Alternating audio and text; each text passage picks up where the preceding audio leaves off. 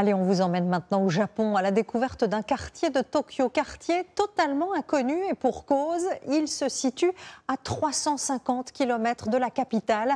L'île volcan d'Aogashima a par convention administrative été rattachée à la municipalité tokyoïte, mais l'ambiance y est très différente. Découverte étonnante signée Constantin Simon et Haruna Popori. Ils viennent de Tokyo, vont parcourir 350 km pour atteindre l'extrémité est de l'immense région capitale. Regarde par là. Un caillou dans l'océan, 9 km² de terre hostile. L'île mystérieuse d'Aogashima n'est qu'un énorme volcan, au milieu duquel un cratère plus petit.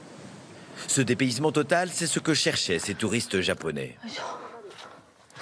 Allez, encore un petit peu plus haut. Que c'est beau! Quand il y a de la brume, comme maintenant, on a l'impression qu'on flotte dans le ciel. Et quand on est au bord de la mer, on a l'impression que l'île est au milieu de nulle part. C'est un peu comme si on était dans un rêve coupé du monde. Et dans ce rêve sauvage, il y a pourtant des hommes.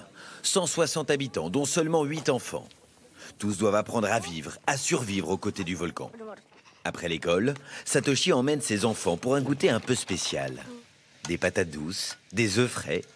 Et en 5 minutes, voici un pique-nique cuit à la vapeur du volcan. Sans blague, quand on mange des œufs cuits grâce au volcan, c'est compliqué d'en manger des normaux après. Par exemple, le goût du jaune est beaucoup plus doux. Ici, les enfants sont scolarisés jusqu'à 15 ans. Après, ils sont obligés de quitter leur petit paradis.